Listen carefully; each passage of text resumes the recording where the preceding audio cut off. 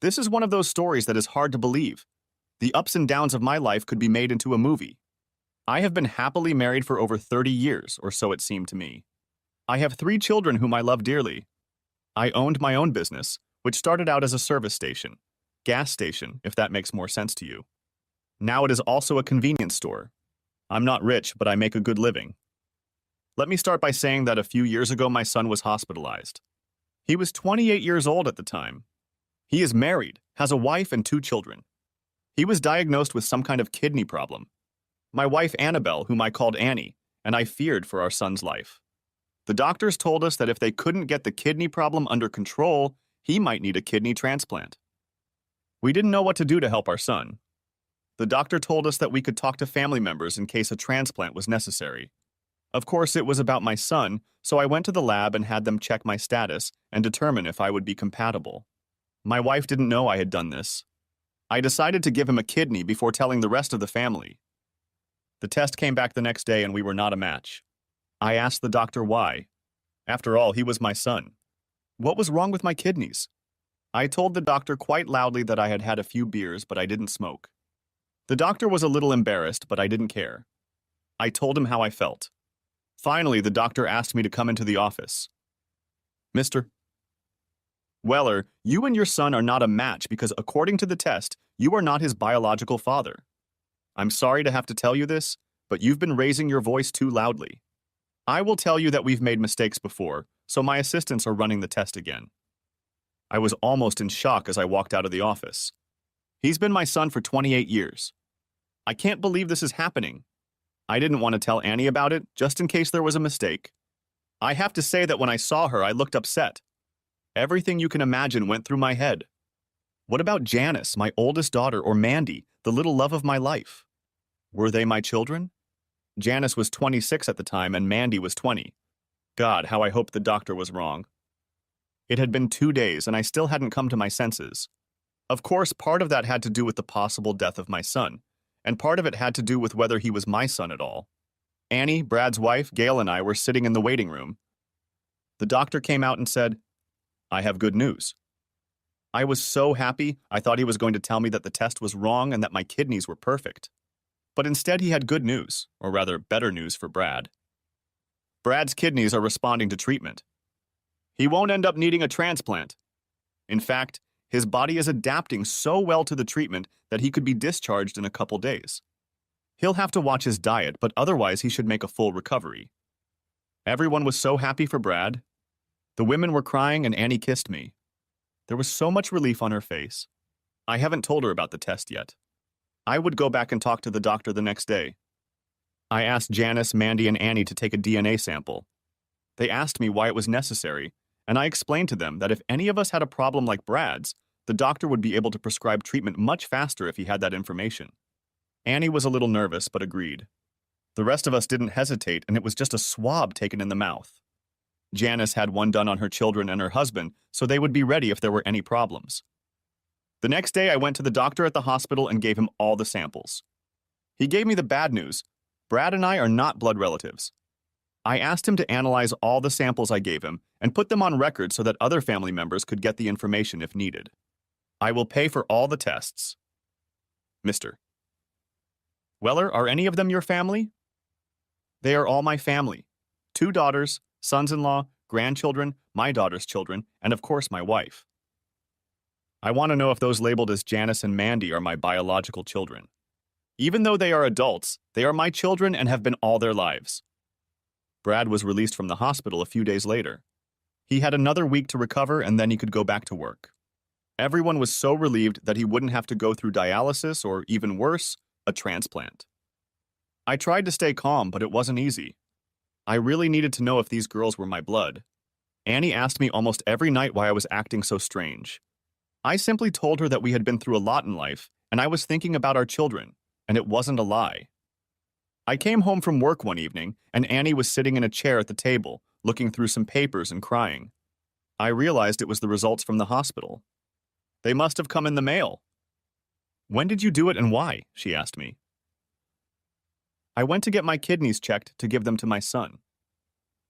Since I was his father, I figured it was my responsibility.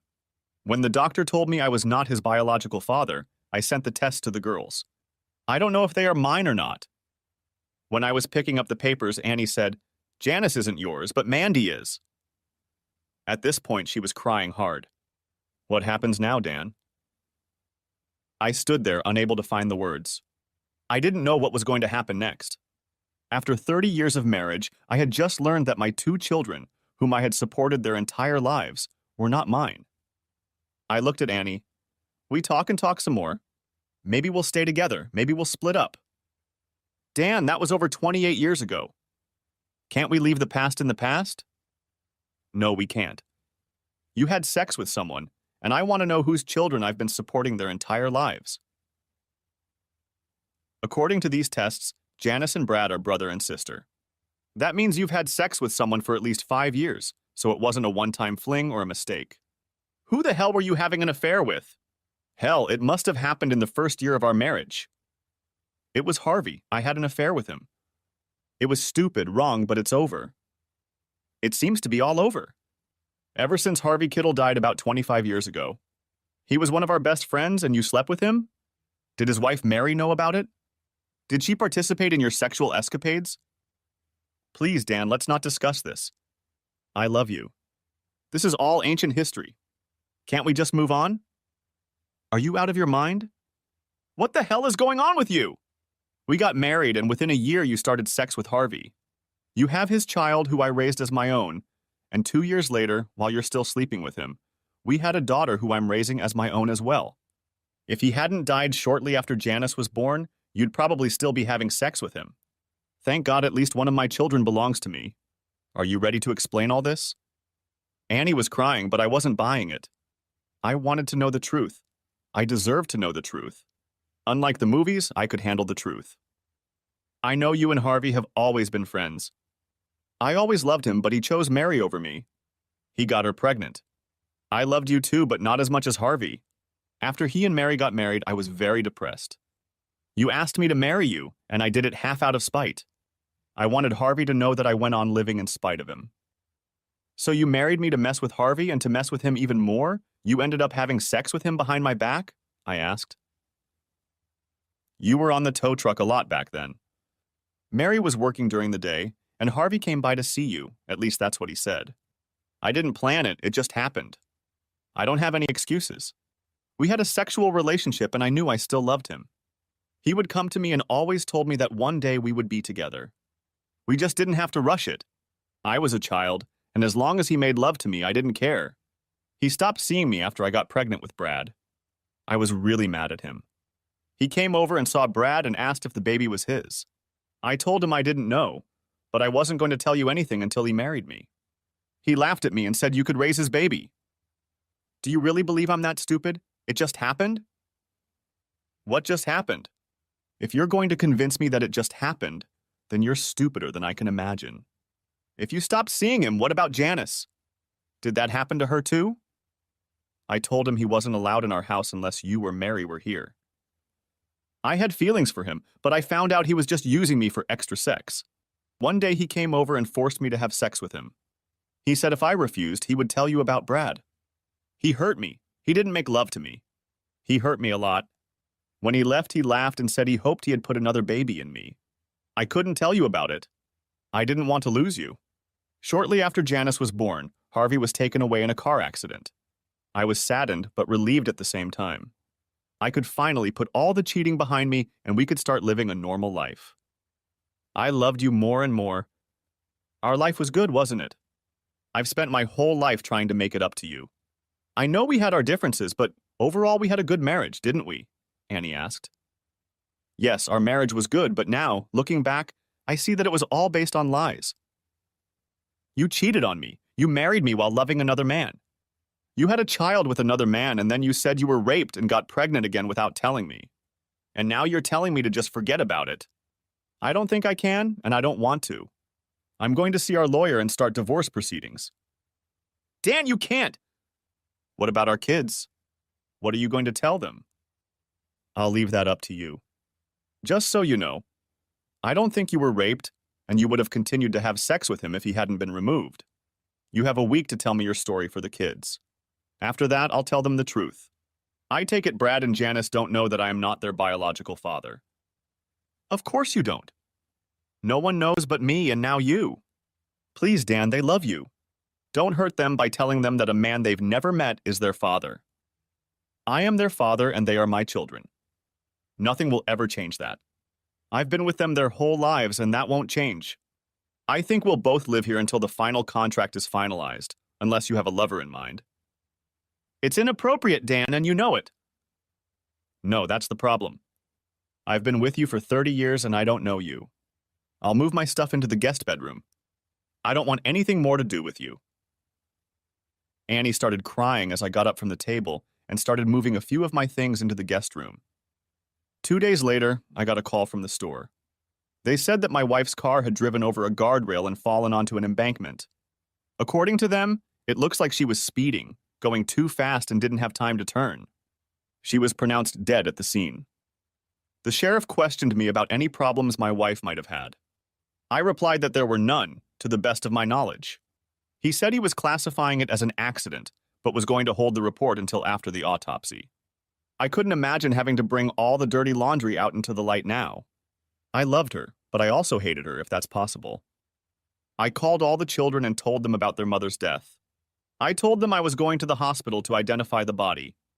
They could call a few relatives and pass on the news. I knew it was a shock to everyone, even me. Now it was on my conscience. She took her own life or it was an accident. A few days later, the autopsy came back clean. Other than the blood pressure medication, the coroner found nothing. Her death was ruled accidental. At the funeral, I grieved for her. Even though I was going through a divorce, I still had strong feelings for her after 30 years of living with her. I was glad I hadn't met with a lawyer yet. No one needed to know about Annie's secret affair. I would have to live with it. It wouldn't do any good if I told my kids about it. The day after the funeral, my 2 daughters and daughter-in-law came into the house. I asked them to take all of my mother's personal belongings and divide them between them.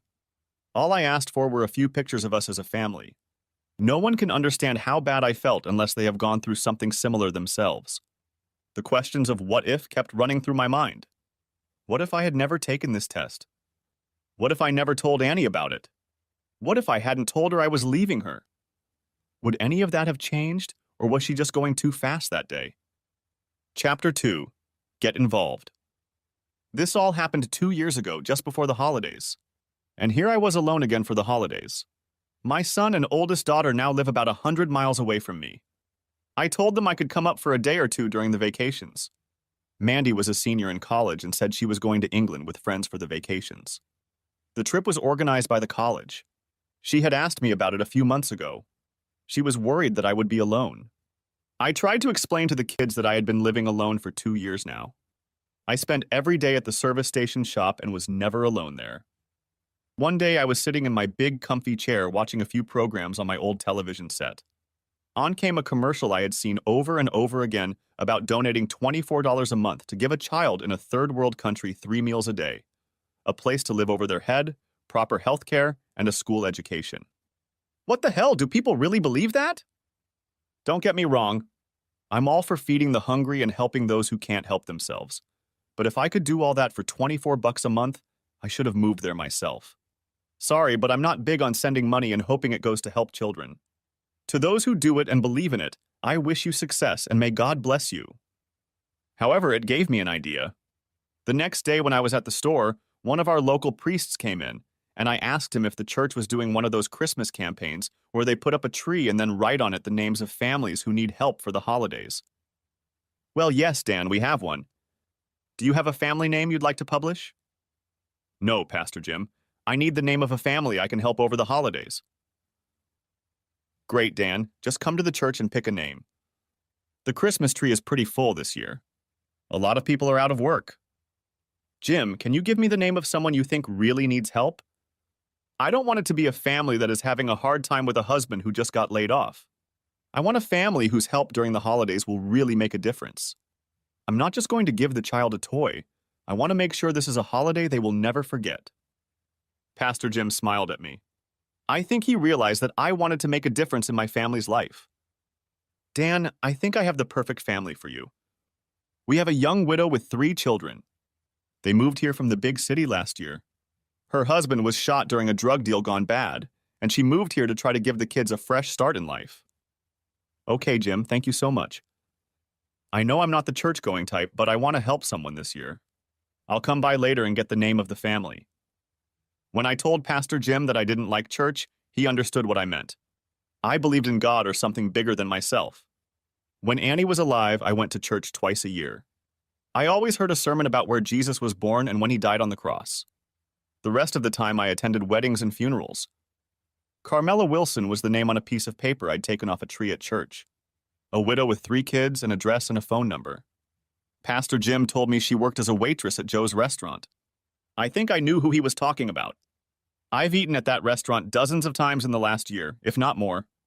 I bet the waitress named Carmen was called exactly what Jim had told me her name was. I would go into the store and make sure everything was under control. I was a pretty hands-on boss. I decided to stop by Joe's diner and talk to Carmen. As I walked in, I looked around and Joe waved at me. We had been friends since we were kids. Plus, of course, we were both business owners, which made us a little more communal. I sat down at one of the tables and looked around. It was the time between breakfast and lunch, so it was pretty sparse. I noticed Carmen, who smiled and said she'd be right over. A little information about Carmen. She was in her early 30s, a pleasant-looking woman, but hardly classifiable as beautiful. She was neat and attractive, with shoulder-length dark hair. She had nice legs and a normal bust, however normal it was. It stuck out, but you couldn't put a beer on it. She definitely wasn't thin, but she wasn't fat either. Hell, explaining a woman's facial features is harder than I thought. She had a nice smile, that much I knew for sure. "What can I do for you?" she asked. "Just a cup of coffee and some conversation, if you don't mind." "Yes, for coffee, but I don't know about this conversation," she replied. "I'm sorry, I don't know how to talk to women." "This is not a flirtation. I picked your name on the tree at church and I want to be your friend for the holidays." "Look, I'm not really sure what you want. I'll just go get you some coffee." I watched as she went to talk to Joe, and he shook his head when she came back with my coffee. "Okay, Joe says you're fine. I get hit on by men quite often, and I don't need that in my life right now. So what do you want? What's a holiday, friend? I know the church put my kids' names on the tree so they could have Christmas, but they never talked about a friend. Friend, this is my idea. Please let me explain. If you want me to just buy the kids a present when I'm done, that's what I'll do." Without going into too much detail, I was watching TV when a guy said that for $24 a month, I could sponsor a child in another country. They would feed them 3 times a day, give them clothes, schooling, and a roof over their head.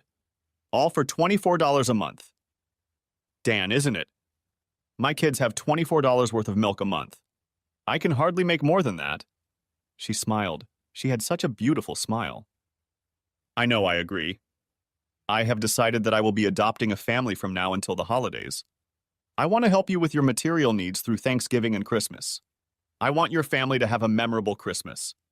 I am not rich, but I can spare enough money to try to help one family this year, and I have chosen yours. Carmen's eyes were glassy. Are you serious? I was so worried about my kids this year. You see, my husband was... I know, Carmen, he was murdered. Please let me help you help your children. If you feel I'm interfering in your life, just tell me and I'll back off. Why are you doing this? Don't you have family you could help, not a stranger? Look, my wife died 2 years ago. She died in a car accident. God, I feel so sorry for you. It's okay, Carmen. Anyway, my holidays were pretty lousy and I wanted to try to help someone else be happy this year. I have 3 grown children. My son is in his 30s and my daughter, I think, is 29. They are both married and have families of their own. The youngest daughter is a college graduate who is going to England for Christmas. Neither of them are in financial difficulty. So what do you say? Shall we be friends for the holidays? You have a kind face, Dan. For the sake of my children, I'll say yes. Please, no tricks. My family and I have been through a lot in the last year. So, what do you want from me? It's a good idea to start by restocking your coffee and getting an idea of some of your needs. She poured coffee and said she needed to get back to work. Joe was nice, but she needs to do her job. We agreed to talk after she left work the next day. I asked her out to dinner, but she said she needed to be around the kids, but I could come to her house and talk there. I can even have dinner with them if I like macaroni and cheese. Tell you what, Carmen, I'll pick up the pizza and we can eat it. Pepperoni and cheese, okay? She smiled. That would be great, but you better bring 2 pizzas. My 8-year-old can eat half of one by himself. I went over to her place tonight. I didn't know she lived in a project. For those who don't know about these places, I will tell you that they are on public assistance provided by social services or children's services. These organizations help with rent, food, and other things. The bad thing is that it's not the best place to live. A lot of drug addicts and undesirables usually live there. Now I knew that more than anything I wanted to help Carmen and her children. I was met at the door by her 8-year-old son. He was a cute boy and asked what I wanted. I explained that I was a pizza delivery boy and that his mom had invited me to visit. He smiled broadly and said, "Mom said her friend is bringing us pizza today. We don't get pizza from the store very often." As I entered the store, 2 other children ran up to me screaming, "Pizza! Pizza! Pizza! Mommy, the pizza place is here!" a 6-year-old shouted. Carmen entered from the other room. You could see that she had gone to put things in order. "Children, where are your manners? I thought I taught you how to behave in company." "Sorry, Mom, we were just a little excited." Her oldest son looked at me. "We don't get visitors very often. Can we have pizza already?" "Kids, this is Dan, a friend of mine. You can call him Uncle Dan or Mr. Dan." I interrupted Carmen. "Or just call me Dan. What's your name?" The oldest spoke first. "My name is Mike, and I'm 8 years old." Then the second one said, "I'm Mark, and I'm 6 years old. This is my little sister Molly." "Let me tell you," Molly said. "I know who I am. My name is Molly, and I am 4 years old, soon to be 5. I go to kindergarten, and I am very smart." She was the sweetest little girl and looked a lot like her mom. Everyone sat down at the table and started eating pizza. I looked around the room and realized that this was a struggling family. The furniture was old, and they didn't seem to have much stuff. Of course, I only saw the kitchen and living room. The TV was on, but the picture wasn't the best. While the kids ate pizza and watched cartoons on TV, I asked Carmen what she would like help with. "Oh my God, I wasn't prepared for this. Look, my kids and I are doing fine. We eat pretty well, but they like what the other kids have, and I just can't afford to buy it for them. You've seen our stupid TV with the crappy picture? I bought basic cable so they have something to watch. We buy our clothes secondhand, but they are happy with whatever they get. They are really great kids. I'm afraid to buy bikes or anything else we have to leave outside. I know they'll get stolen. So, Dan, take this to heart. My kids would love any gift." "Okay, I'll see what I can do to help." "Your children do seem very good. Mike, since you're the oldest, don't you think everyone would like to go to the movies on Saturday? I heard there's a new Harry Potter movie coming out." "Wow, that would be great. Mom, can we go?" "Can we?" "I think so, but only if you kids behave yourselves for the rest of the week." "Carmen, you know this is about you too. Maybe we'll eat at McDonald's while we're there." Molly looked up at me. "I like McDonald's. They have Happy Meals and a playground and everything." "All right, Molly, be a good girl for Mommy and we'll go there on Saturday." The kids were happy and Carmen was smiling. I decided that I had done a good job. Making them happy made me happy. It went on like that for several weekends. We took the kids to places where they could just have fun. I would go to Joe's restaurant for lunch and always sat in Carmen's area. I started leaving her big tips, $10 or so each. "Dan, you don't need to do that. Just make my kids happy, that's all I need." "So you don't need the money?" I smiled. "That's not fair, Dan. Sure, I can use the money. I just feel awkward, to say the least. I feel indebted to you for everything you do for my kids. Can I make you guys Thanksgiving dinner or something? I need to do something for you too. Now I'll talk to the kids, see what's on our agenda, and call you back." "Carmen, I do this for you because it gives me pleasure. I enjoy helping people who are trying to help themselves. Please don't feel that you owe me. Just seeing the look on the children's faces is more than enough payback. Besides, seeing you smile is a pleasure in itself." You could see that it embarrassed her slightly, and she looked away. Mandy came home one weekend and asked me what was new. I told her about Carmen and how I had tried to help her. "Dad, do you think this is a good idea? You don't know this woman, do you?" Honey, it's a new meaning of life for me to help someone and see the faces of these little ones. Honestly, I feel better about what I'm doing. I started the conversation with Carmen. I want you to meet Carmen and tell me what you think. I don't know, Dad. I'm kind of uneasy. You say they live in a neighborhood? Isn't that a pretty bad neighborhood for a single woman and her kids? Exactly. That's why I'm trying to help them. Maybe it will help them get back on their feet. Mandy, you've always been my little girl, and now you've grown into a beautiful woman. You don't need my help as much anymore, so I feel like I should help someone. I'll tell you what. I'll have Carmen come over so you can meet her and the kids, and you give me your opinion. Okay, Dad, but no promises. I'll be as honest with you as I can be. I won't sugarcoat it. I knew Mandy was a little worried. She was my rock and always looked out for me. I know she would have told me the truth. She was a lot like me. It was out of character for her to lie. On Saturday, I invited Carmen and the kids over to my house. It was a little chilly, but I decided to grill anyway. I decided that while I cooked outside, Mandy would do her own grilling inside. Carmen appeared in the wrecked car. She had all the kids buckled in and was already unbuckling their seatbelts when Mandy looked at me. Nice car, Daddy, she said, meaning, of course, the opposite. What makes you think I'm helping them? What would you say if she drove up in a new car? That's a great idea, Dad. This is for you, she smiled. Mike and Mark ran up to me. Hey, Uncle Dan. Wow! You guys live here? Wow, what a big house. I introduced the boys to Mandy as Carmen led Molly out of the car. Mike, Mark, this is my little girl, Mandy. Hi, boys, nice to meet you, Mandy replied. Hi, I'm Mike, I'm 8 and Mark is 6. This is Molly getting out of the car. She's our little sister. She's 4 years old. Molly walked over to me and I lifted her into my arms. Mandy watched me carefully. Molly is my little friend. She holds her own against her brothers just like you, I laughed. Carmen, this is Mandy, my pride and joy and also my youngest daughter. As they greeted each other, I could almost feel their brains working.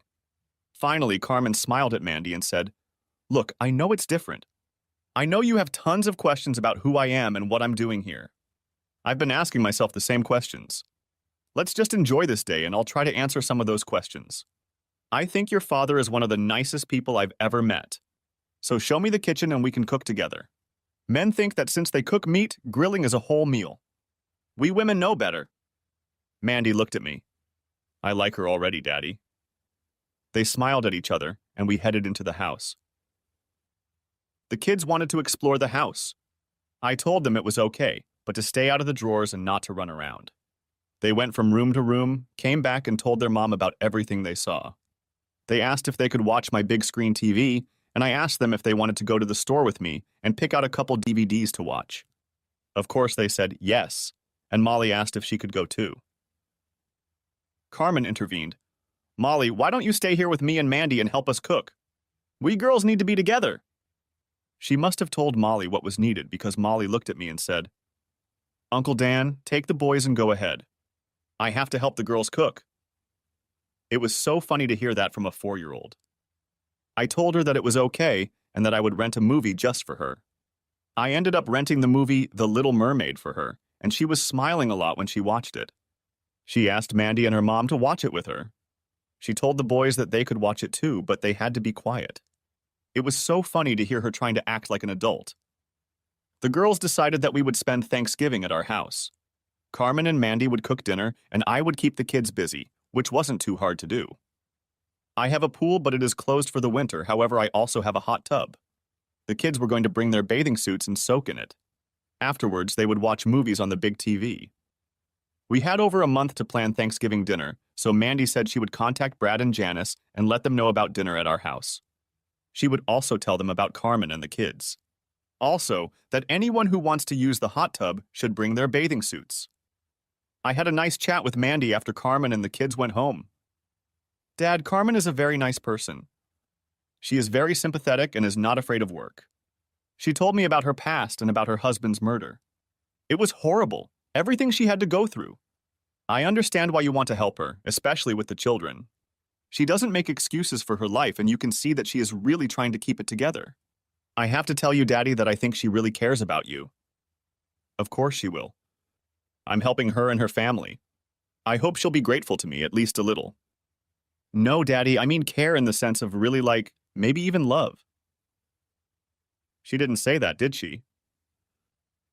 Dad, she didn't have to do that. We women can sense these things. I think you've fallen in love with her too, Daddy. All I ask is that you be very careful and considerate. Come on, Mandy, I'm just happy for her.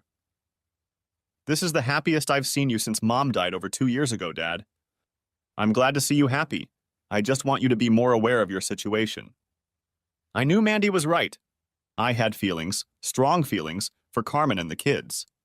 I didn't know where they would lead, but I recognized it. I just didn't know anyone else was as observant. I got a separate call from Brad and Janet. I did my best to explain that I was helping Carmen during the holidays and that I had learned the family's name from the Christmas tree at church. I think I did a pretty good job of embellishing the situation. I explained to them that Carmen wanted to say thank you by helping prepare Thanksgiving dinner. I knew they were a little wary of the situation but agreed to come to dinner. For the next couple of weeks, Carmen and Mandy helped organize all the events. They acted almost like sisters, with Carmen being the oldest and doing most of the planning. Of course, Mandy went to school most of the week and came home on Fridays. I stopped by almost every day for lunch at a restaurant and mostly to see Carmen. At least twice a week I stopped by her apartment to say hello to the kids and bring them some treats. Carmen told me that I spoiled them. I have to say it bothered me a little when I watched Carmen at her job. She was always so friendly and nice to everyone. I saw men hitting on her, but she always smiled and refused advances or dates. I guess it was natural for me. I had no right to be jealous of her even for dating, let alone being friendly with other people. Chapter 3. Change. On Thanksgiving Day, Carmen and his children arrived early. She looked very beautiful. She wasn't dressed in any special way, but even in a skirt and blouse, she was a very attractive woman. She and Mandy had already started cooking. Mandy told us that she had invited her boyfriend to dinner as well. I had met him a few times. He was a paramedic and was still taking classes at the college where he met Mandy, who was training to be a nurse. They were both part of a group going to England to help out at the hospital during the vacations. They would leave the week before Christmas and return home on January 8th the following year. It was less than a month before they left, but it would be sad if she wasn't around during that time. Brad, his wife Gail, and my 2 grandchildren showed up. I hugged them all, and the kids asked when they could go in the hot tub. I told them I wanted to introduce them to the other kids later. I introduced them to Mike, Mark, and Molly. All the kids seemed to get along great with each other. We walked to the kitchen and Mandy hugged her brother and started introducing him to Carmen. Brad, Gail, this is Carmen. A good friend of Dad and me. I felt good when she said that. Brad said hello, but I knew the gears were turning in his head. Gail said, hi, and asked the girls if they needed help. No sooner had everyone gotten back to cooking than Janice and her husband Rob came in. We started getting reacquainted, and Janice's kids ran down to the basement to play with the other kids. In the basement, we had a lot of games, coloring books, and things like that for the kids. It had been completely remodeled and had a TV and DVD player, so there was plenty for the kids to do. The women went back to cooking, and we guys tried to stay out of their way.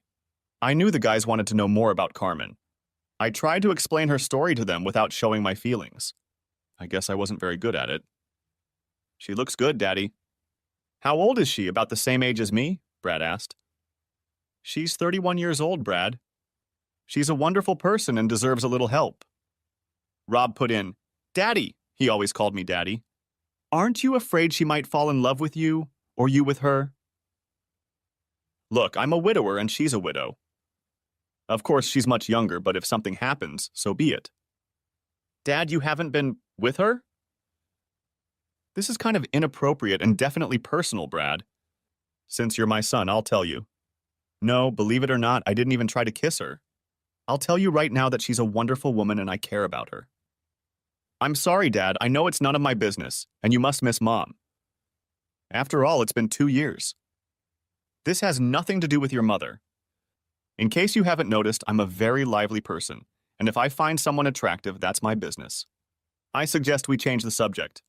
And actually, we'd better go check on all the kids. Your wives are cooking, and you two had better babysit. We went downstairs and watched the kids. Carmen's children seemed to get along fine with each other. Every few minutes, Molly came up to me to talk. I knew it bothered Brad, but Rob thought she was the sweetest little girl. Mandy went downstairs and brought her boyfriend Ross down to introduce him to everyone. I've met him a few times, and I think he's met Brad before. After introductions, Mandy went back upstairs and Ross joined the conversation. I just met Mandy's friend Carmen. She's a very nice woman. Mandy told me that her husband was murdered. That's too bad. I called Carmen's kids over and introduced them to Ross. Good kids? Too bad their father was killed. I think it's great that you're helping them, Mr. Weller. Thank you, Ross. I picked a name off the tree at church and I actually found a family in great need. I didn't want anyone to know that I had asked Pastor Jim to find a certain type of family. So, Ross, what's new with you? School and work must be taking up a lot of your time. Yes, that's true, but we're going on a trip in a couple weeks, although it's work-related. I'll have a chance to get away for a while and be with Mandy. How are you and Mandy doing? Brad asked. Ross looked at me, then back at Brad. I love her, and I'm thinking of asking her to marry me when we're in England, in front of Big Ben, you know, the big clock. Mr. Weller, do I have your permission to propose to her? Ross, you don't need my permission. Mandy is a strong-willed woman and quite capable of making her own decisions. If you need my blessing, you'll get it. Is that a sure thing? Should I ask her? I think so, but please none of you mention it just in case. I will try to find out if she is ready to get married before I pop the question. I love her, but I want a yes answer, he replied. Our lips are sealed, Ross, and good luck to you. I understood how he felt. Truth be told, I felt the same way he did, but I knew it was best not to talk about it right now. The afternoon went wonderfully. Dinner was fantastic and everyone seemed to enjoy themselves. The kids took turns swimming in the hot tub. I couldn't get any of the adults to go in it. Carmen told me, maybe another time. I knew I would hold her to that. As the evening wore on, Mandy and Ross left to be alone. I helped Carmen clean the house. Janice and Gail came over and helped. When we were done, Brad and his family were just about to leave. Brad told Carmen that it was nice to meet her and wished her luck. He hoped everything would work out for her. Before leaving, Janice pulled me aside. Daddy, Carmen is a good person, but she's too young for you. Where did that come from? I'm helping her. Dad, she loves you. Any fool can see that. We asked her if she was dating, and she said she had a boyfriend. Daddy, you are that boyfriend. Otherwise, she wouldn't have come here today.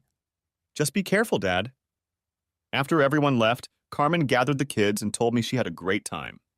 She liked my family and thought they were all nice. I don't know why I did it, but I leaned forward and kissed her. It was a long, soft kiss. When we pulled away, tears came to her eyes. You didn't have to do that, Dan. I have to go. She picked up the kids, who quickly said goodbye to me and got into the car. I went to the car window and said to Carmen, I'm sorry. I stepped out of line. Please forgive me. The problem is, Dan, I've wanted you to do this for so long. With those words, she pulled her old car off the road and headed home. I didn't hear from her on Friday, Saturday, or even Sunday. I was worried about what I had done. On Monday, I went to the restaurant, but she wasn't there. Joe told me that she had to take Molly to daycare today and would be back in a little while. I had to stop by the store and decided to come back at lunchtime, but one of my employees was sick and I had to stay and work my shift. I tried to give Carmen some space after I crossed the line. After all, I was supposed to be a vacation buddy, not her lover. I got home and then my phone rang. I looked at the caller ID and saw that it was Carmen. Hi, Carmen, I'm so sorry. Dan, our apartment was broken into. I just got home from taking the kids and someone took our stuff. Even the old TV. All we have left are our clothes, she cried. I don't know what to do. The police are here now taking a report. They thought it was someone looking for things to pawn for drugs. We don't have anything of value, but they took what little we had. God, how awful it was to hear her cry. Carmen, get your suitcases or bags or something and put your and the kids' clothes in there. I'll be there in about 15 minutes. Everything will be fine. I promise you. Dan, I didn't know who else. It's okay, Carmen. I'm glad I was the one you called. Now go pack your things and I'll be there soon. I took the car and went to get Carmen and the kids. Molly was crying and said she was scared. I told her everything was going to be okay. I would take them all back to my house. Carmen looked up at me in surprise. I thought you were dropping us off at a motel for the night. No, you're all going home with me. Put all the stuff you packed in your car. Take my car and the kids. I'll drive yours with your stuff. She didn't ask any questions. She just did what I said. I talked to the police officer and told him they could contact her at my house. I gave him my phone number if he needed to contact us. He told me that they probably wouldn't get any of her stuff back. She didn't list anything of real value that they could trace. All they did was trash the apartment pretty badly. I thanked the officer, got into Carmen's clunker, and tried to start it. I was unable to start it. The officer helped me start it, and I headed home. When I arrived, Carmen and the children were sitting on the porch. It's open. Why didn't you come in? You weren't here, and we weren't just going to walk in, Carmen replied. Come on, boys, help me get all these bags in. Mike, you and Mark take your stuff to the bedroom with the bunk beds. If it's Molly's stuff or your mom's stuff, put it in the front bedroom. The one across from Mandy's room. You know which one? Yes, sir, the boys' stuff is upstairs, the girls' stuff is downstairs. If you're not sure, put it in the living room and your mom will decide for herself. Carmen, you need to come and talk to me. Molly, why don't you help the boys and make sure they do it right? Of course, Molly liked her job of telling the boys what to do. Dan, what are you doing? We can't live here. What will your kids think? Carmen, you need help right now, today. Let's try to do this my way for a few days. That will give us time to figure out what to do. You and Molly can share the front bedroom, and the boys will be more than comfortable upstairs. Dan, the boys have school and Molly has kindergarten. I have to work. And how does living here get in the way of that? You just have to leave about 15 minutes early. I can help too. I'll drive Molly or the boys to school. Call them tomorrow and explain that your house was broken into and that you'll be driving the boys to school. Give my name so I can drop them off and pick them up. It'll work out, Carmen, I promise. Dan, I care about you. I like you a lot. Your kids know that, and I need you to know that. Did you tell them? I asked. No, women just know it. Men, I don't know. Men think differently. I don't know about your son, Brad, but Mandy, Janice, and Gail all know. I'm sorry, it's not just something I can hide. I wear my feelings on my sleeve, I guess. I'll worry about my kids. You already have enough to worry about. Oh, and I'm sorry, but I'm not sorry I kissed you. Just thought you should know. I went upstairs where the boys slept, made sure the dresser drawers were empty, and Carmen helped the boys lay out their clothes. While they were doing that, little Molly and I went downstairs and emptied the dresser drawers in their room. I was glad I had taken my wife's things after she died. It made the task much easier. Everyone came into the room with Molly and me. Molly asked her mom if she could put her things in the drawers. I took the boys and we went to find something for dinner while Carmen put away her personal belongings. The boys and I made hot dogs and macaroni and cheese. When everything was ready, we sat and talked while we ate. Carmen asked me about the rules of behavior in the house. I told her that we would establish them as we went along. We told the kids that they needed permission to do anything they wanted to do until we set the rules. They were told they could not enter my room or office without an invitation. They were not allowed near the pool at all. It was closed, but they were still children. We made sure they understood they could drown. They could only go in the hot tub with permission from Mom or me. It wasn't supposed to be a daily event. They could only watch TV with permission from Mom or me. It was their responsibility to keep their room clean. Carmen laughed, knowing the boys weren't the neatest. At least the rules were set. I looked at the boys and Molly, who was always smiling at me. Kids, this is your home now. You can be kids and have fun. Just remember to always ask your mom for permission if you're not sure what you should do. Uncle Dan, what if we get hungry? Mike asked. Eat. That's what I do when I get hungry. Tomorrow, Mommy and I will buy you snacks.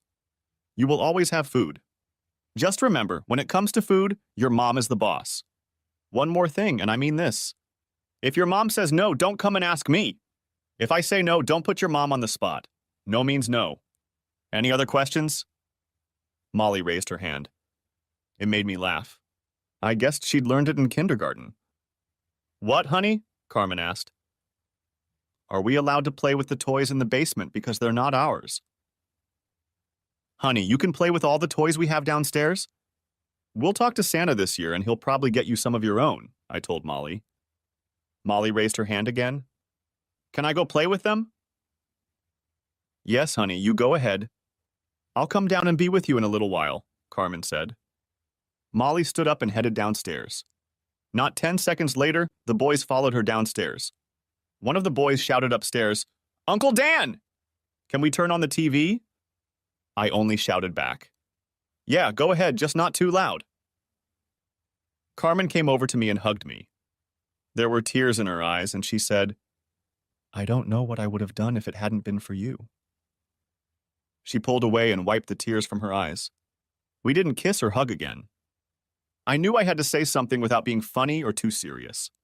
I squeezed her hands and said, I'll always be here for you. Let's go see what the kids are doing. Together, we headed down to the basement to join the kids. It was like a family. I remembered Annie and I doing the same thing, sitting and watching the kids play. It felt so right. It was getting late, and Carmen told the children that they should take a bath and get ready for bed. There were 3 bathrooms in the big house. She asked the boys to use the one upstairs and asked if Molly could use the main bathroom on the first floor. Carmen, this is your home now. Of course, Molly can use the big tub and shower. I'll use the shower in the basement if I need to. Please make yourself at home. While Carmen got the kids ready for bed, I went to my office to do some work on my books. When I looked up, I saw Molly looking at me through the doorway. She was dressed in her little nightgown. I could tell she had just gotten out of the shower. Hi, Molly. Do you need anything?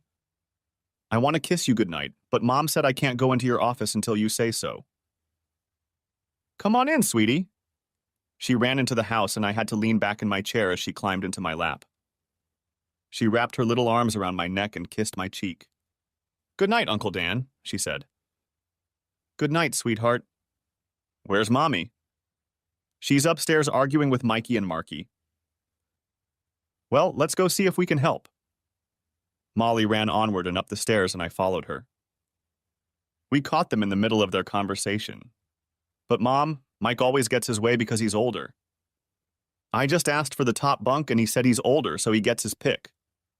Carmen looked at Mike and Molly and I just stood back and listened. Is that what you said, Mike? Did you say you get everything first because you're older? Yeah, I guess, but I'm older than my mom. And I need to be treated like I'm older. Mike, you're 2 years older than your brother. That should make you 2 years smarter. You think it's worth arguing about which bed you sleep in? I'll tell you what. He's your little brother, and he's always looking up at you. Come up with a plan to share the top bed, and you can both agree. Mike looked at Mark. Okay, Mark, I'll tell you what. You can have the top bunk this month, and next month I'll have it. We'll alternate and swap every month. Is that okay with you? Yeah, thanks, Mike. You're a great big brother, he said, climbing into the top bunk. You feel good inside, don't you, Mike? His mom asked. Yeah, I guess it is, Mom. Carmen kissed her sons and we headed downstairs where she put Molly to bed. I have to get back to my papers. And I need to shower and get ready for bed myself, Carmen replied. I went back to my office and heard the shower running. I couldn't help but think of Carmen in the shower. When the shower was over, Carmen came out in her nightgown and robe. Her hair was still wet from the shower. Good night, Dan, and thank you again for everything. I looked up and asked her, Is there anything you don't look good in? She smiled and headed for the bed. I could smell her scent from the shower. I took a few deep breaths and continued working on the book. Our first morning passed in a rush. She asked me to call Joe and warn him that she might be a little late. She needed to stop by the school and daycare so they knew I could pick up the kids if needed. She also had to file a change of address. I called Joe and he asked me if I was serious about Carmen. He didn't want her to get hurt. He was in his 60s and had been married for over 40 years. I got the feeling that he was looking out for Carmen. His wife worked as a cook in a restaurant, so I knew he was genuinely interested in Carmen's well-being. I let him know that I would never hurt Carmen or the kids. I tried to help them, but I had feelings for all of them. In the evening, we went back to her old apartment and packed up everything she wanted, which wasn't much. She turned in her keys to the office and informed us that she had moved out and the month's rent was paid. She didn't have to give notice as the apartment had been broken into. Mike and Mark came with me in the truck and Carmen and Molly in her clunker. When we got back to the house, the phone rang. Carmen answered it, and it was Mandy. Mandy asked Carmen why she was at the house, and Carmen started to explain to her how her apartment had been broken into and she and her kids were almost homeless until I offered to let her stay with me. Mandy asked to talk to me. Dad, are you sure about this? You know she loves you, right? What do you think I should have done, Mandy? Just give her some money and say, go and manage on your own? I care about her, you know that. We're adults and we haven't done anything wrong. I'm actually very pleased that she and the kids are here. It's almost like the good old days. I just want to say, Dad, that it's a fine line you walk. I really like Carmen as a sister, you know that. I'm just saying that you two need to be careful and realize what you're doing. Now, can I talk to Carmen again? She talked to Carmen and they talked for about 20 minutes while the boys and I took the rest of the stuff into the house and put it away or stored it in the basement. What did she want after I gave you your phone back? I asked. It's mostly girl stuff, but she's worried about you and me. What's there to worry about? My God, we're adults, for crying out loud. I'm in my 50s and I've gotten this far. I'm sure I can make good decisions for a decrepit old man who has no mind of his own. Dan, she knows how much I care about you. I told her that myself, and now you know. I tried to explain that I had no idea where this was going, but you helped me and the kids. I am eternally grateful to you for that, but my feelings overpowered my gratitude. Mandy is worried that one of us will get hurt in this relationship. I told her I would never come between you and your family. Okay, let's just keep living one day at a time. Maybe time is the answer. Just then, Mike and Mark walked in. Uncle Dan, can we all go in the hot tub? I looked at Carmen and then back at the kids.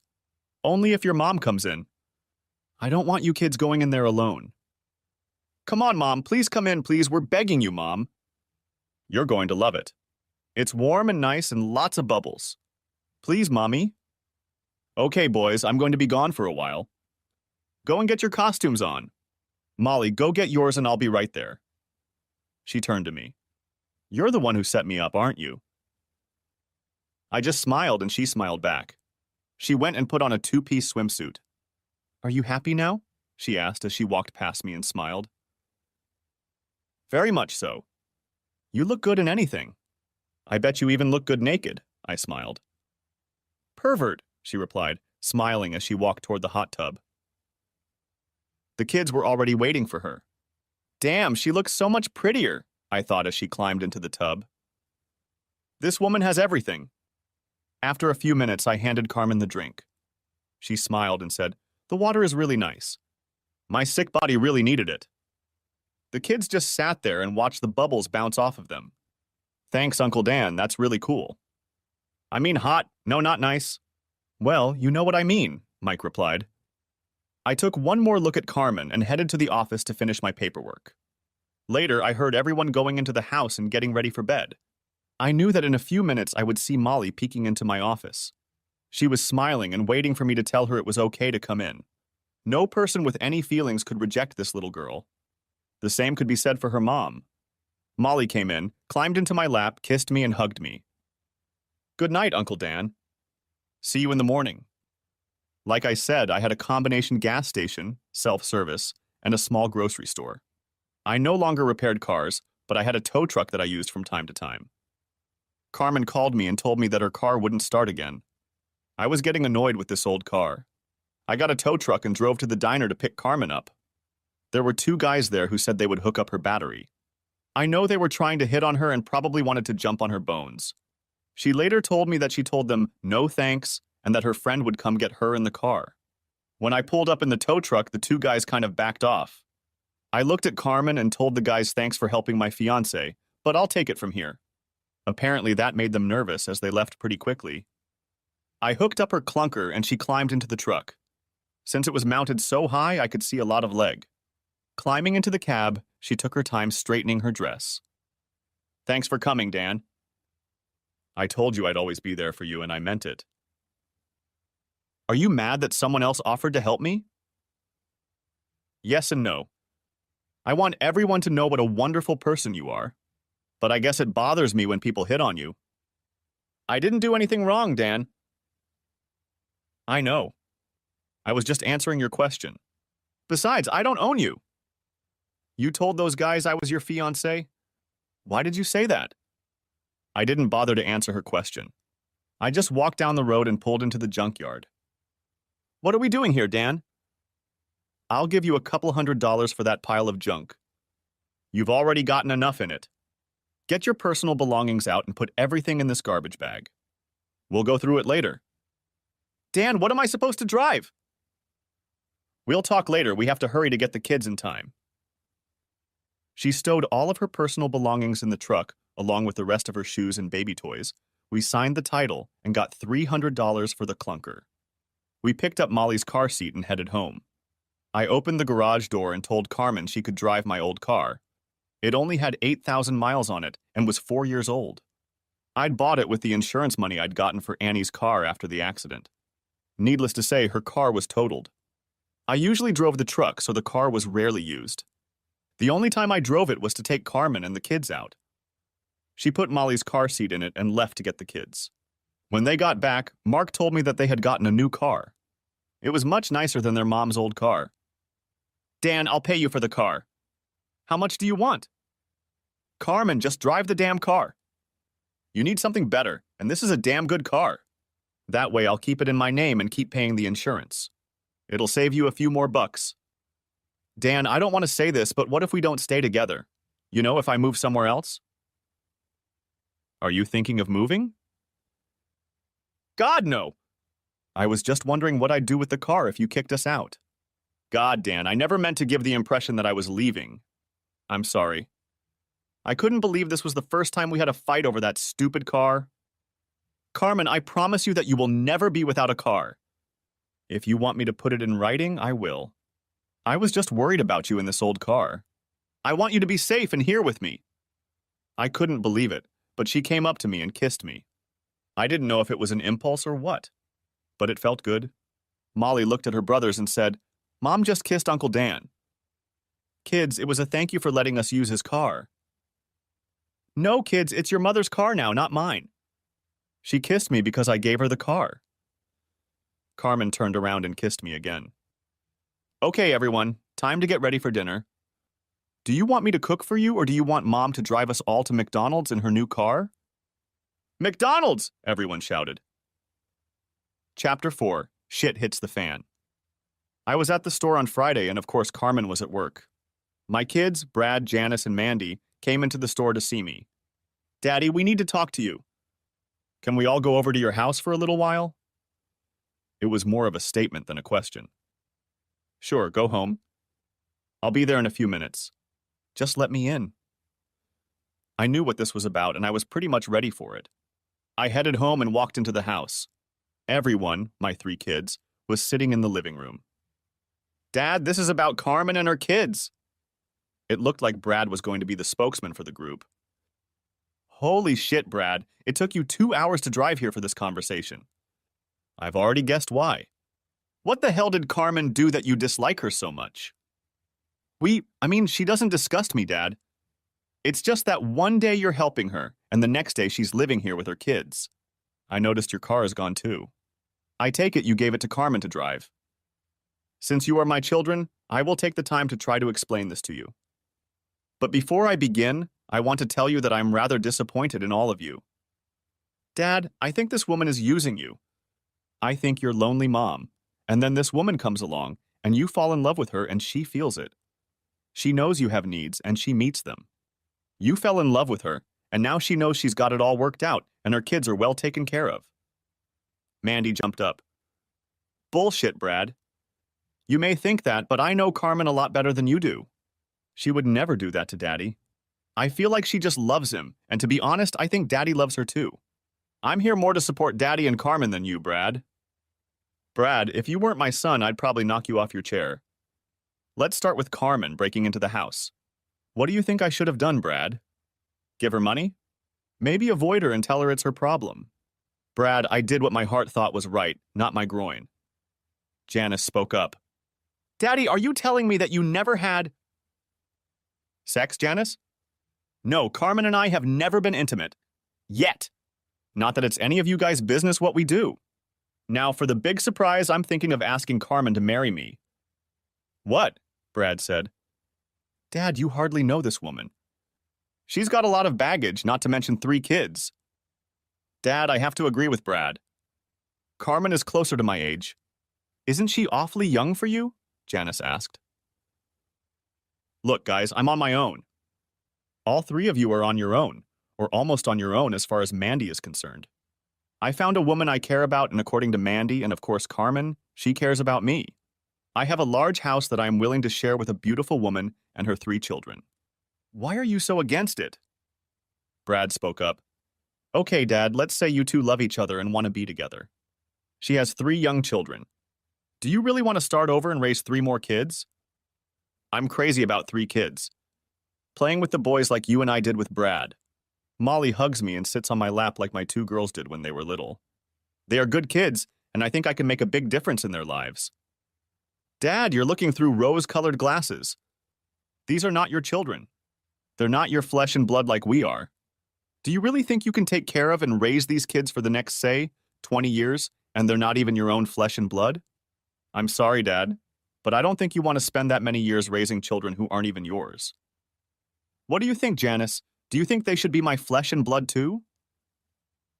Daddy, I don't know. I love you, Daddy, and you will always be my father. Will you be able to raise someone else's child? I really don't know. Janice, let me phrase it differently. You would have loved me all your life if I hadn't been your father. Of course, you've known that since you could think for yourself. Would you consider me your father, or would you consider someone else your father? You're my father, and it's too hypothetical. I don't know what I would think. I guess since you've been paying my bills all my life and raising me as your own, I'd consider you my real father. I don't know what that has to do with you raising Carmen's kids. I'll be back in a minute. I have something to show you. I went back and got all the DNA tests that had been done for us. When I came back, I tried to explain some of it to the children. Mom and I have been keeping some secrets from you. We were never going to tell you about what I'm about to show you. It might even be a mistake to show you now, but this thing with Carmen's kids has gotten out of hand. I love those babies, and I know I could be a good father to them. I'm going to show you my reason right now. I handed each of them copies of their and my DNA. What is it, Daddy? Janice asked. These are the results of Brad and your DNA test. See, it says here that you are brother and sister. That means you have the same biological parents. And here are Mandy's results, and as you can see, not all of the same blocks are marked here. That means it's likely that only one of her parents is likely to be yours and Brad's. Mandy began to cry. Are you telling me you're not my biological father? No, Mandy, here's my DNA. I'm not Brad's or Janice's biological father. Everyone was completely shocked. There was complete silence while their brains digested the information they had received. What? Brad shrieked. Bullshit, you've always been my father. Janice cried. Is that why you asked me about my father, Daddy? Now I can answer honestly. You are my father. I don't care what some stupid test said, you are my father and always will be. I love you so much, Dad. I just came here today to tell you that I hope you didn't make a mistake with Carmen. I'm so confused, Dad. I just want you to be happy. I thought I was taking care of you. She was still crying and I hugged her. Mandy walked over and cried with her, for it was her sister. Brad asked, Are you going to tell us the story about our sperm donor father and how long you've known about it? First, Brad, I want you and Janice to know that I have always considered the 2 of you my children. From the moment I found out until now, nothing has changed except what you both know. You were and always will be my son, and Janice will always be my daughter. I tell you this because you should know that it's not just blood that holds a family together. It's also love and compassion. I was going to tell them the story about their sperm donor father. The only thing I was going to change was telling them when I found out. I loved them like my own family, and I wanted them to believe that I always knew about it. The routine with their mother was dead and gone, and I didn't want them to know we were going to divorce. Your mother and I were married very early on. Me and a guy named Harvey Kittle both loved your mother. Harvey also loved a woman named Mary, got her pregnant, and they got married. Of course, I was happy to have your mother to myself and asked her to marry me. We got married and I was very happy. A few years later, your mom told me that she had married the evil Harvey. The four of us stayed friends and your mom got pregnant. That was with you, Brad. 2 years later, she got pregnant again with Janice. Shortly after Janice was born, Harvey died and your mom became depressed. One day, she broke down and told me about you two being Harvey's kids. I was shocked and didn't know what to do. We broke up for about a month to give ourselves time to process things. I missed my two young children. Annie and I talked and decided to give it a try. After that, your mom became the best wife a man could ever dream of. She fell in love with me, and I always loved you as if you were my own children. Then Mandy came along, and Annie said she was definitely mine. And that was it. You all know how we lived after that. We had a wonderful family until your mom had her accident. Daddy, why did you take the test to give me a kidney if you weren't my birth father? Hope, Brad. I hoped and prayed to God that I was a match for you. You were my son, and I would give you my kidney in a second if we were a match. Janet asks, Dad, did you ever take a match test before Brad went into the hospital? No, it was very expensive at the time, and I had no reason to do it. Since your mom had already told me the truth, there were no surprises. Of course, when I took the test, there was no doubt, but I wasn't surprised. By the way, I have the test results of all your families. Brad, you and Gail are the biological parents of your children. Janice, you and Rob are also the parents of your children. Just in case you wanted to know, now that we've talked about it. You don't need to tell anyone about this conversation. Your mother was a good mother and wife. Let's just leave it at that. I'm sorry, Dad, I made such a fool of myself. I guess I was thinking more about how it would affect us than how it would affect you and Carmen. At those words, my son began to cry. I hadn't seen him this emotional since his mother's funeral. Brad, I know that in situations like this, people are always worried about their inheritance. It's not a good thing, but that's how real life is. I think you guys are more worried about your inheritance than Carmen and my well-being. I think reality set in when I saw Brad and Janice looking at the floor. Look, you three will always be in my will. My estate is arranged so that each of you will get a fair share. I just want you to know that I am disappointed that you have not shown compassion for Carmen and her children. Janice was still crying. I think the thought of her not being my daughter overpowered even the thought of inheritance. Janice kept hugging me and telling me that she didn't believe the stupid test, that I was her father, and that I would continue to be. I just hugged her back and snuggled up to her. I started to hug Mandy when Carmen pulled up. Well, guys, looks like we're all going out to dinner. Unless you want to tell Carmen why you're all here, I said. Carmen walked in. Hello, everyone. What brings everyone here? Mandy thought quickly. It's my last day off from home, and we all decided to go out to dinner. Oh, God, that would be great. Give me a minute to change into my waitress uniform. Kids, talk to Mandy, Janice, and Brad while Mom gets dressed. Molly walked over to the seated Brad and gave him a hug. Hi, Brad. I like you. Brad looked at me. It had gotten to him what I was talking about. Mike walked over to Janice and asked, You brought your kids so we can play. We are learning to share our toys better. Janice replied, No, honey, they're home. Maybe you can come over after Christmas and see them. May I, Uncle Dan, please? I've never been to their house. We'll see, Mike. It's still a couple weeks away, I replied. Mandy asked Mark what new things had happened. We bought a new car and Mom kissed Uncle Dan. Everyone was looking at me. Carmen walked in and saved the day. Yes, Mike, I kissed him twice for letting us use the car. In fact, we're going to use it right now to drive to dinner. Come on, kids, get back in the car. Uncle Dan will be driving, so you all have to sit in the back. After we ate, Brad came over to us and we talked privately. I'm so sorry, Dad. I'm a fool. I shouldn't have questioned you. No, you're right to wonder about what might affect you, Brad. It's just the way you did it. I want you to question my actions if they bother you a lot. We'll discuss this like father and son until we understand each other. He smiled when I said father and son. Later, I talked about it with Janice, too. I wanted my children to always know that I was there for them. To this day, I don't know if I made the right decision in telling them, but it was done. Mandy asked if I would babysit because she wanted to go Christmas shopping with Carmen. I asked if they could grab something for me, too.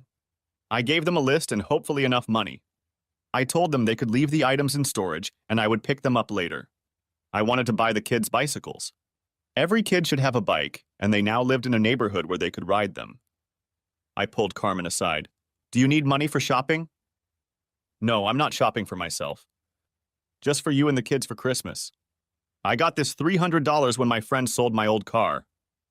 I knew she was too proud to take more money. She wanted to give the kids nice things without spoiling them. That wasn't easy to do. I asked Carmen if I could use her car to take the kids shopping, and she laughed.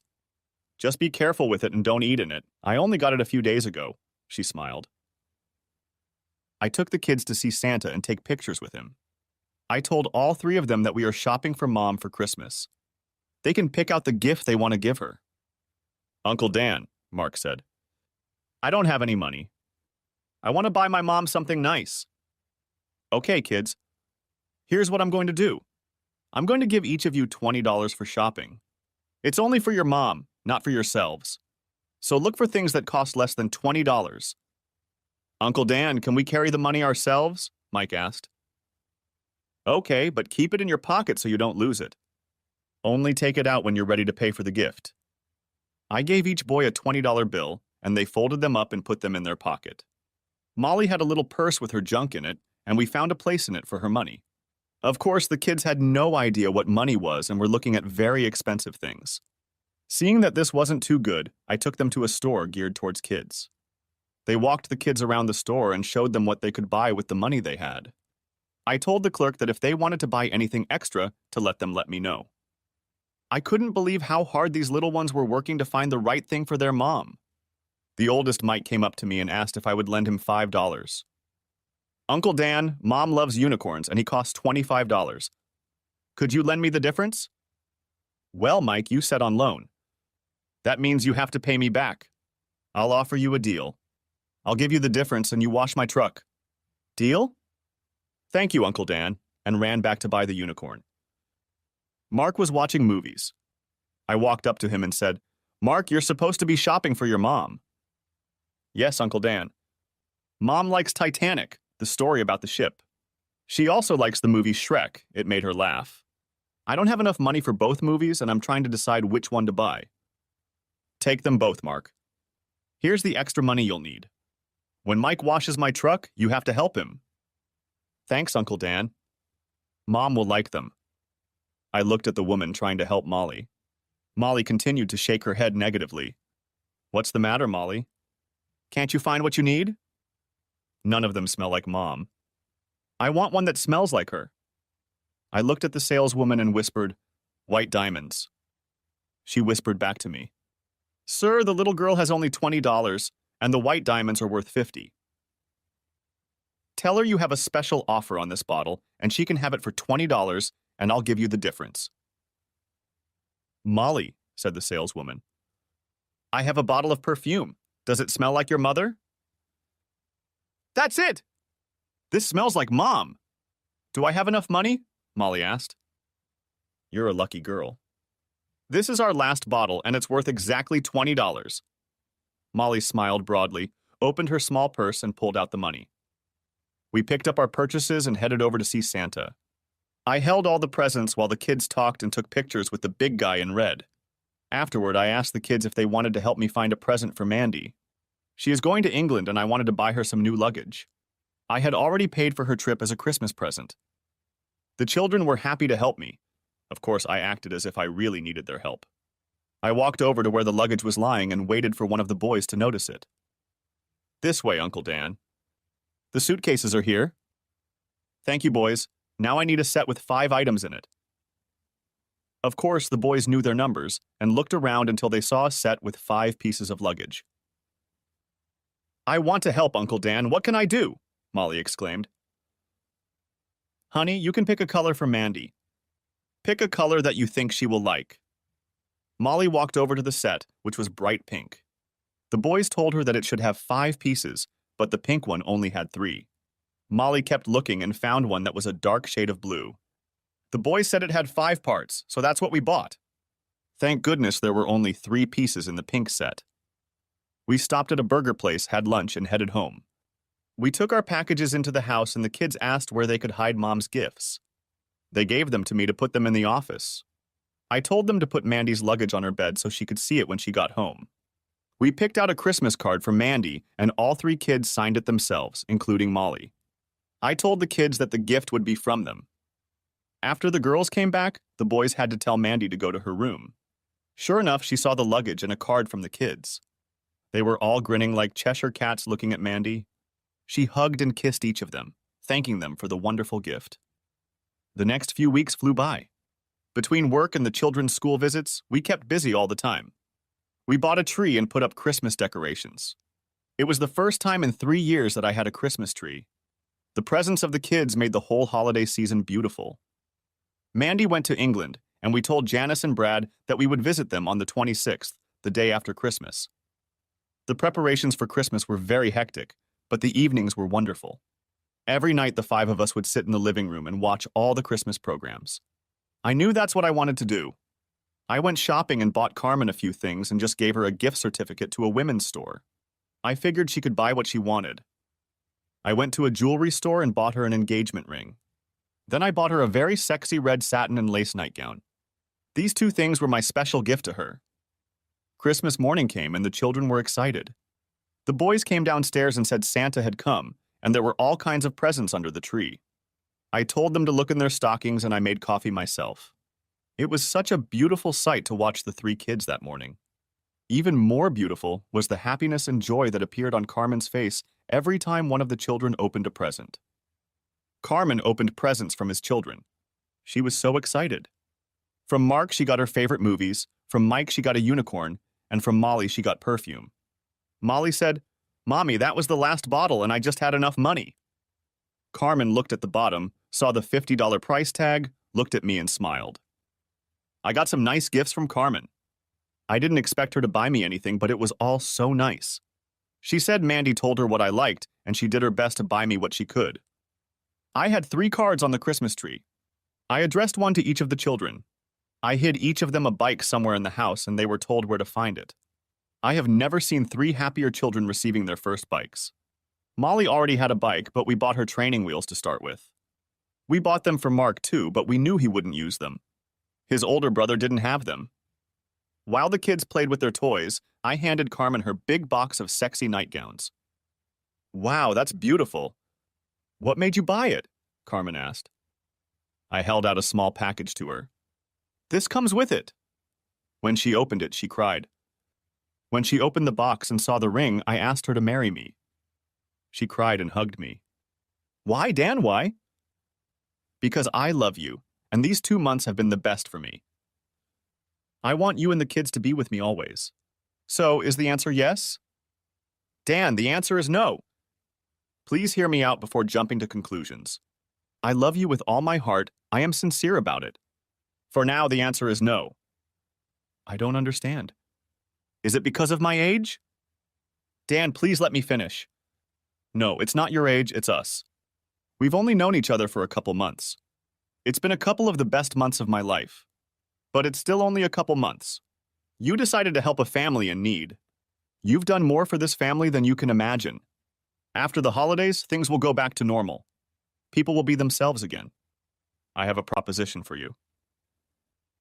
Okay, I'm listening. I want to rent out our rooms. I'll give you $200 a week to help pay expenses. You can have more if you let me. I want us to be a family and live as a family. If in, say 6 months or sooner, you think it's not working out, just say the word and we'll make another arrangement. I just want you to be sure. It takes time to get used to a woman in your house and 3 kids. I need help paying for myself and being productive. I need your family to see that I'm not some fly-by-night skank who wants your money. I need you to realize that I really do love you, and those aren't just words. Time, Dan. All I'm asking for is time. I'm not going anywhere until you send me away. She handed the ring back to me and kissed me again. She asked if she could keep her nightgown. I think I understood what she was trying to say. We shouldn't rush into marriage right away, but we should make sure it's something we both really want. I figured I could live with that, but I was hoping to get closer to her sexually and lovingly. Our day was busy with the kids playing with their toys. It was cold outside, but since there was no snow, the kids wanted to ride their bikes. Carmen and I put on our coats and watched them ride their new bikes. About mid-afternoon, we got a call from England. It was Mandy. She was calling to let us know that Ross had proposed to her and she had accepted. He proposed to her in front of Big Ben for hours. They're getting married next June. We told her how happy we were for her and wished each other a Merry Christmas. In the evening, we watched the movie A Christmas Story together, and then the kids went to bed. They all came in and thanked me for the best Christmas ever. I sat on the bed and listened to Carmen take a shower. I knew that when she was done, the wonderful smell would spread throughout the hallway. A few minutes later, the lights came on in the bathroom and then in the hallway. Carmen stood at my door in her sexy new nightgown. "Can I come in?" I didn't even answer as she walked in and closed the door. "Dan, like I told you before, I love you, but we need to postpone the wedding until you get to know me better. I want it to start tonight. Will you make love to me?" I was stunned, but she saw the smile on my face. She walked over to the bed, I pulled back the covers, and she slipped inside and lay down next to me. The only source of light in the room was the reading lamp I was using. I left it on so I could see the woman I'd been thinking about for the past 2 months. It was an unforgettable night. But when I woke up in the morning, she wasn't in my bed. I got up and looked into her room. She and Molly were sound asleep. I went into the kitchen and put the coffee on to boil. After everyone woke up, we had breakfast, and then we had to get dressed because we were going to Janice and her family. We would be having a big Christmas dinner in a day. Brad and his family were there too. We exchanged gifts, and I was surprised that they bought something for Carmen and the kids. Carmen bought something for both Brad and Janice's kids.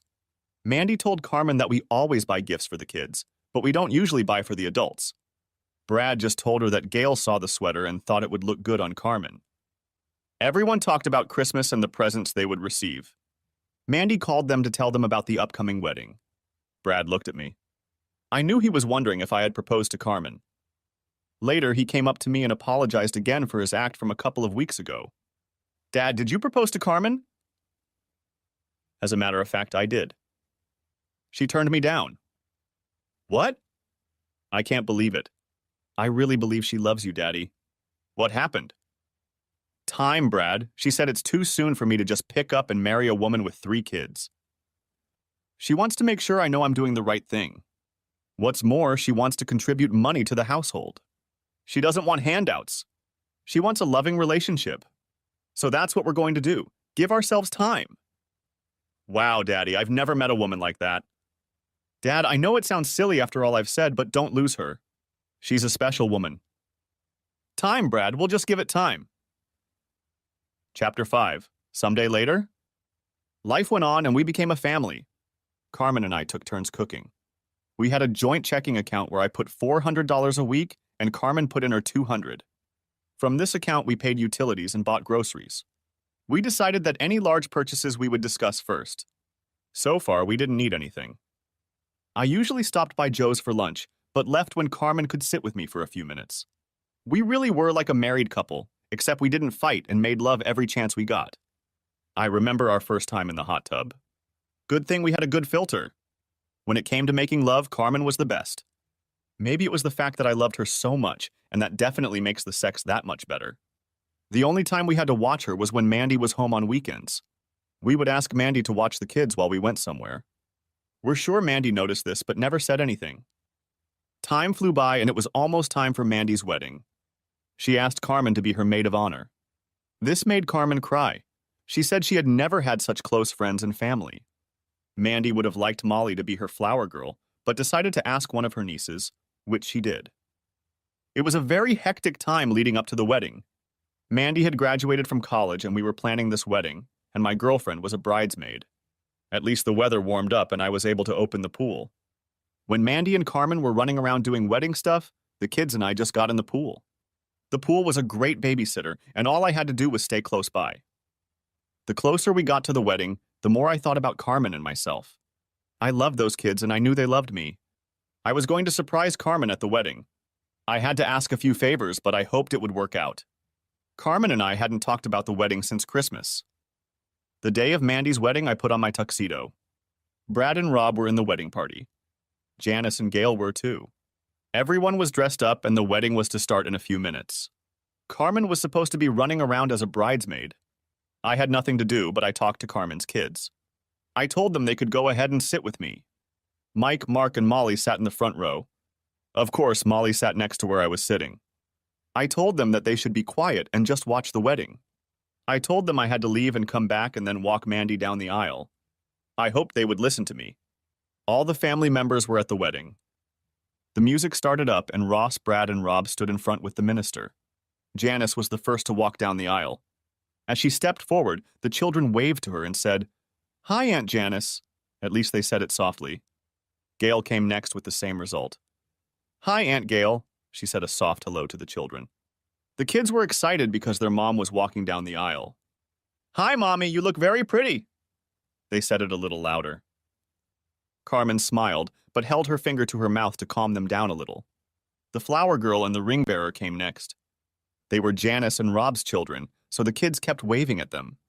All the kids from both families were smiling. The music changed and Mandy walked down the aisle with me. We both had tears of joy running down our cheeks. As Mandy and I reached the front of the church, I heard Molly say rather loudly, "Wow, Aunt Mandy looks like a princess." There were a few chuckles from the crowd, and I saw the smile on Mandy's face. I couldn't think of a better compliment. I stepped back and sat down. I looked up and saw my family. My daughter Janice, my daughter-in-law Gail, who I treated like a daughter, and my beautiful girlfriend, who I truly loved. There was also my baby girl getting married and my future son-in-law standing there, and to his right was my son Brad and my son-in-law Rob. Rounding out the ceremony were my two grandchildren, the ring bearer and the flower girl. My other two grandchildren were seated with their grandparents. I was thinking about what a blessed person I am. I have such a wonderful family. I loved each and every one of them. At the reception, all the kids were pretty much together. Everyone was kind of looking out for them. We ate and then the dancing started. I looked up and on the first number, my Carmen came out to dance with me. "I love you, Carmen." "I love you too, Dan." "Are you serious, Carmen? Do you really want this?" "Dan, I really mean it deep down," and she kissed me in front of everyone. She didn't usually do that. Our kisses usually happened in private. As the evening went on, it was time to toss the bouquet. All the single girls came out and Brad told Carmen to come out since she was single. She felt awkward, so she walked out onto the parquet. On the count of 3, Mandy threw the bouquet right at Carmen. Some of the girls shouted jokingly. Mandy then sat down and Ross took off her garter. All the guys applauded when they saw part of Mandy's thigh. Next, all the single guys had to go out and catch the garter and then put it on the leg of the girl who caught the bouquet, which of course was Carmen. I was one of those guys. I stood there and Ross looked at me. "Sorry guys, this belongs to my father-in-law," holding out the garter to me. Of course, everyone was curious about what was going on, including Carmen. She was asked to sit down as I was to put the garter on her leg. I stood on one knee as my hand slid the garter up her leg. When I reached her hip, I stopped, reached into my pocket, and pulled out my wedding ring. I was already on my knees. "Carmen, I have waited another 6 months. In the presence of all my family and friends, I ask you, will you marry me?" Everyone stood in complete silence, waiting for her answer. Then Molly emerged from the crowd of people. She looked at her mother, who had tears in her eyes, and said, "Say yes, Mommy." "Dan, I love you with all my heart. I will do anything to make you happy. Yes, I will marry you." Everyone started screaming. Mandy walked over to Carmen and they both cried. I doubt there was a single dry eye in the place, but I knew my eyes weren't dry when I walked over and kissed my bride-to-be. Epilogue. We are now happily married. Carmen quit her job at Joe's Diner and now helps run the gas station and convenience store. Everyone likes her and says it's nice to work at such a family-oriented place. We are deciding if I should adopt children. I told Carmen I wanted to, and she said it would have to wait a little while. Molly already calls me Daddy, and the boys sometimes call me Daddy and sometimes Uncle Dan. I think they do it to confuse some of their new friends. I look back on my life and wonder what would have happened to my family if I had known about Harvey Kittle all those years ago. I also think about what would have happened to my family if Annie hadn't died in that accident. Life is a very fragile thing. One mistake early in life can change the future forever. It's really something to think about. I'm sitting on the couch with my new wife. We cuddle while my new family plays on the floor and we watch TV together. Today we are going to watch a love story. Mark bought his mom Titanic for Christmas and we are going to watch it together. All except Molly, she'll fall asleep about halfway through. Thanks for watching, I hope you enjoyed it. So subscribe to the channel and watch the next video.